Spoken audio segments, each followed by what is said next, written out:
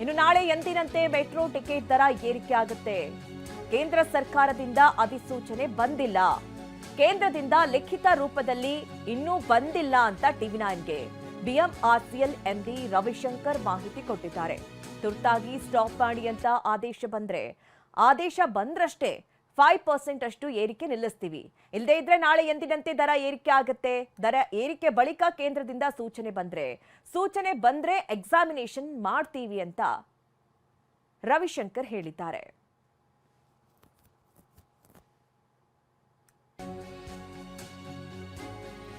ನಿಗದಿಯಂತೆ ದರ ಏರಿಕೆ ಎಂಬ ಬಿಎಂಆರ್ಸಿಎಲ್ ಎಂಡಿ ಹೇಳಿಕೆ ವಿಚಾರ.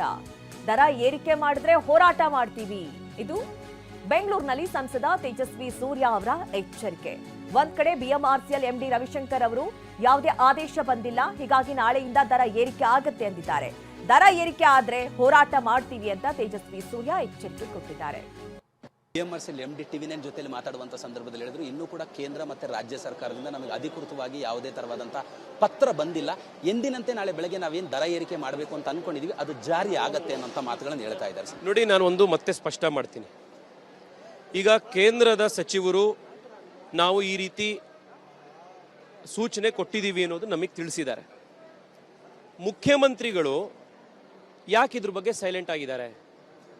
ಉಪಮುಖ್ಯಮಂತ್ರಿಗಳು ಯಾಕೆ ಸೈಲೆಂಟ್ ಆಗಿದ್ದಾರೆ?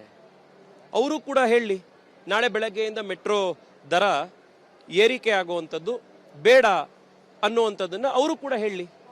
ನಾವು ಸ್ಪಷ್ಟ ಮಾಡಿದೀವಲ್ಲ, ನಾವಿದ್ರ ವಿರೋಧ ಇದ್ದೀವಿ ಅಂತ. ಇವರಿದ್ರ ವಿರುದ್ಧ ಇದ್ರೆ, ಇವರಿಗಿದು ಆಗಬಾರ್ದು ಅಂತಿದ್ರೆ ಮುಖ್ಯಮಂತ್ರಿ ಉಪಮುಖ್ಯಮಂತ್ರಿಗಳು ತಕ್ಷಣದಲ್ಲಿ ಸೂಚನೆ ಕೊಡ್ಲಿ.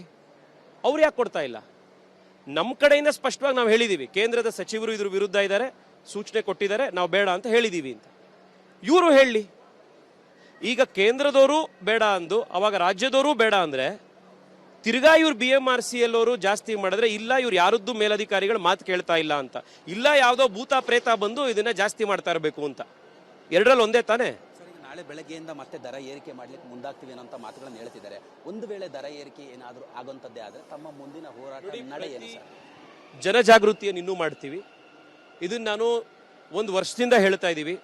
ಇವತ್ತು ರಾಜ್ಯ ಸರ್ಕಾರ ಫೇರ್ ಫಿಕ್ಸೇಷನ್ ಕಮಿಟಿ ಎದುರುಗಡೆ ಏನು ಆರ್ಗ್ಯುಮೆಂಟ್ ಮಾಡಿದೆ ಅದನ್ನ ನಾನು ಪ್ರಿಂಟ್ ಹಾಕೊಂಡ್ ಬಂದ್ಬಿಟ್ಟಿದ್ದೀನಿ, ಎವಿಡೆನ್ಸ್.